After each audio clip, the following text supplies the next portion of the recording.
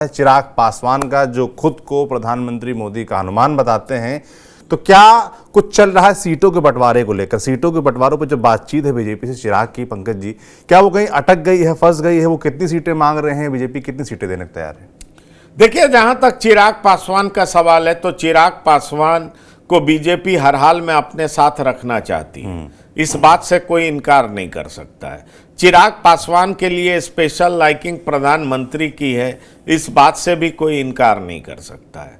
चिराग पासवान भी एनडीए में बने रहना चाहते हैं, ये भी सच्चाई है।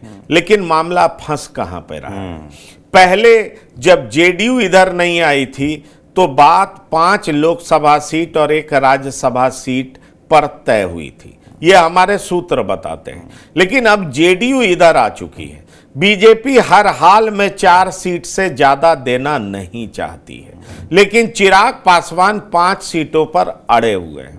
दरअसल चिराग पासवान अब ये मान चुके हैं कि जो राज्यसभा की सीटें थी वो तो अब 2 साल तक मिलने वाली नहीं है। राज्यसभा की सीटों पर बीजेपी और जेडीयू के उम्मीदवार चुने जा चुके हैं।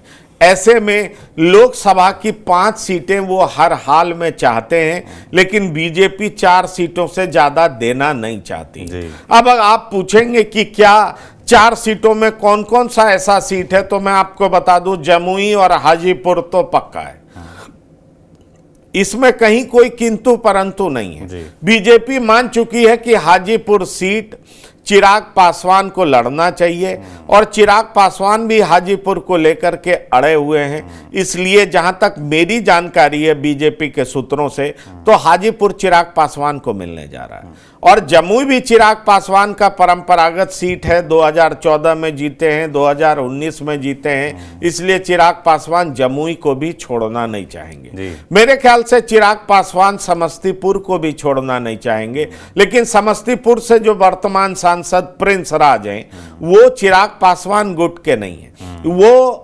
पशुपतिनाथ पारस गुट के हैं। ऐसे में सवाल उठता है कि बीजेपी क्या अपने सिंबल से प्रिंस राज को समस्तीपुर से लड़ाएगी, या 2 सीट जो पारस गुट को देगी उसमें एक समस्तीपुर भी होगा। कि चिराग पासवान को अगर उनके मन मुताबिक सीटें यानी कि 5 सीटें नहीं मिलती हैं, तो क्या इसकी भी संभावना है कि वो इंडिया गठबंधन यानी कि आरजेडी पार्टी के साथ दोस्ती कर लें? देखिए, आरजेडी की तरफ से उनको मनाने की कोशिश तो जारी है। आरजेडी निश्चित तौर पर चाहेगी कि चिराग पासवान अगर इधर आ जाएंगे तो खेल दिलचस्प हो जाएगा। आरजेडी इस बात को समझती है कि चिराग पासवान के पास कम से कम 6% वोट तो है, कम से कम, वो ज्यादा बढ़ सकता है। अगर आज के डेट में बिहार में 2 बड़े नेता जिनकी सभा में बहुत ज्यादा भीड़ उमड़ती है, उनमें से एक नाम तेजस्वी यादव का आता है तो दूसरा नाम चिराग पासवान का आता है। चिराग पासवान की किसी सभा को आप देख लें, आप पाएंगे कि वहां का जो हुजूम है वो बड़ी तादाद में है, वो बड़ी संख्या होती है। इसलिए चिराग पासवान भी बिहार के कम पॉपुलर लीडर नहीं है। और अगर चिराग पासवान को आरजेडी अपने पाले में लाने में सफल होती है तो निश्चित तौर पर यह एनडीए के लिए बड़ा झटका होगा। लेकिन मेरी कल एलजेपी रामविलास पासवान के कुछ नेताओं से बात हो रही थी जो चिराग पासवान के इर्द गिर्द रहते हैं, बड़े संगठन में बड़ी भूमिका निभाते हैं।